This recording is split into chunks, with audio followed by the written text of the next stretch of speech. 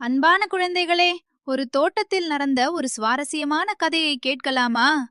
வசந்தா பாட்டியின் தோட்டம் அது. அங்கு நிறைய பூக்களும் செடிகளும் இருந்தன. அதில் நிமிர்ந்து கம்பீரமாக வளர்ந்த ஒரு சூரியகாந்தி செடிக்கு சூர்யா என்று பெயர். ஆனால் அதே தோட்டத்தில் குட்டையாகவே இருந்த ஒரு சூரியகாந்தி செடிக்கு நிலா என்று பெயர். சூர்யா தினமும் நிலாவை பார்த்து கேலி செய்யும். சூர்யா, ஹே நிலா, இன்னும் எவ்வளவு குட்டையாகவே இருக்கப் போகிறாய்? என்னைப் பார், எவ்வளவு உயரமாக வளர்ந்திருக்கிறேன். நீ எல்லாம் ஒரு சூரியகாந்தி செடியா? தலைக்கு மேல் இருக்கும் சூரியனை கூட உன்னால் எட்டிப் பார்க்க முடியாதே.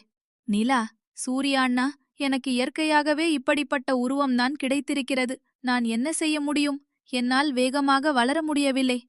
கதை சொல்லி சூர்யா தனது உயரத்தை குறித்து கர்வம் கொண்டு நிலாவின் வருத்தத்தை பற்றி கவலைப்படவே இல்லை. நிலாவோ கவலையுடன், என்னை ஏன் இறைவன் இப்படி படைத்தார்? என் உருவம் யாருக்கும் உதவவில்லையே என்று நினைத்து கொண்டது. சில நாட்கள் கடந்தன. ஒரு மாலை நேரத்தில் வானம் திடீரென கருத்தது. பெரும் புயலுடன் கூடிய பலத்த மழை பெய்ய ஆரம்பித்தது. காற்று பயங்கர வேகத்தில் வீசியது.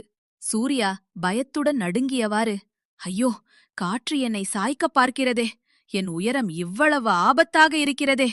கதை சொல்லி உயரமாக இருந்த சூர்யா உள்ளிட்ட பல செடிகள் காற்றில் அசைந்து சாயத் தொடங்கின.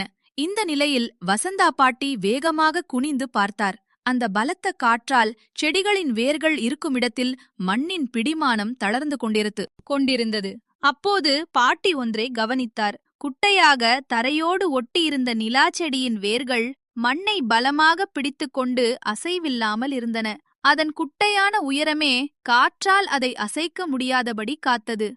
நிலா தனது உறுதியான வேர்களால் மற்ற செடிகளின் அடிப்பகுதியிலுள்ள மண்ணை சிதையாமல் பாதுகாத்தது.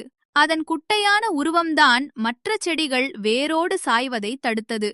மழை நின்ற பிறகு சூர்யா மெதுவாக நிமிர்ந்து பார்த்தது. நிலா உறுதியாக நிற்பதைக் கண்டு வெட்கப்பட்டது. சூர்யா, நிலா, என்னை மன்னித்துவிடு. என் உயரத்தை பார்த்து உன்னை கேலி செய்தேன்.